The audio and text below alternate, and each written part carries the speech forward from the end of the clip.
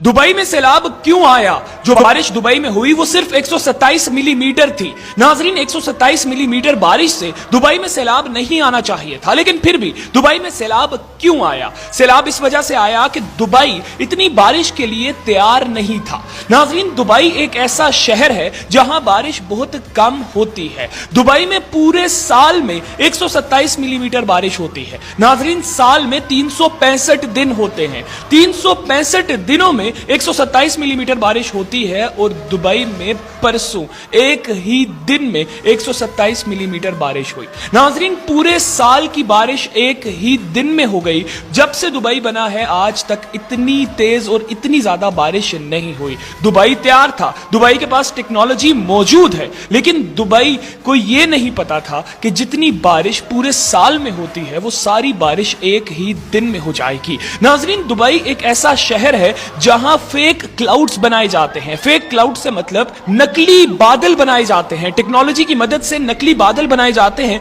और फिर टेक्नोलॉजी की मदद से वो बादल बारिश में तब्दील हो जाते हैं। दुबई में बारिश बहुत कम होती है और गर्मी ज्यादा होती है, इसलिए मसनूई बादल इस्तेमाल किए जाते हैं। टेक्नोलॉजी से बादल बनाए जाते हैं दुबई में गर्मी कम करने के लिए। नाजरीन, आप अल्लाह का निजाम देख लीजिए कि जो शहर कल तक नकली बादल बनाता था बारिश बरसाने के लिए, टेक्नोलॉजी को इस्तेमाल करता था बारिश बरसाने के लिए, उस शहर में इतनी ज्यादा बारिश हो गई कि लोगों के करोड़ों अरबों रुपए के घर पानी में डूब गए। लोगों की करोड़ों रुपए की गाड़ियां पानी में डूब गई। नाजरीन, लोगों का बहुत नुकसान हो गया।